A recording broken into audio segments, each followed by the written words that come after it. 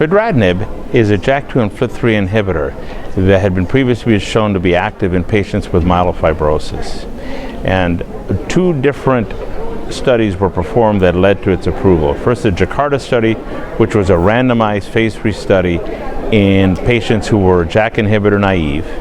The second study was the Jakarta 2 study, which was the use of fedratinib in second line for patients that had previously failed ruxolitinib.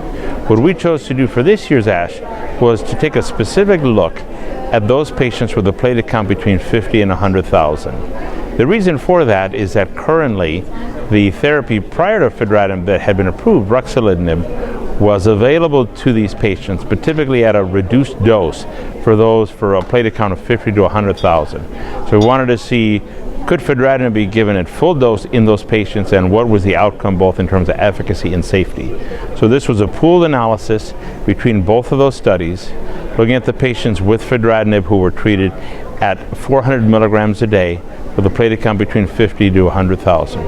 What we identified in both studies was that the spleen response rate as well as the improvement in symptoms were relatively equivalent between those with a platelet count of 50 to 100,000 as well as above 100,000.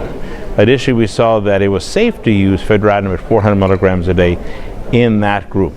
There was a very small number of patients that needed any dose modification and only just a handful of patients that had grade 3 or 4 thrombocytopenia. Again, a grade 2 thrombocytopenia is down to a platelet count of 50, so if patients went from 52 to 47, they would technically go from a grade 3 to a grade 2 to a grade 3. So overall, we saw that it was safe, we saw that it was effective, and this is impactful for our patients because we know that fedratinib can be prescribed to these patients at full dose between a platelet count of 50 and 100,000.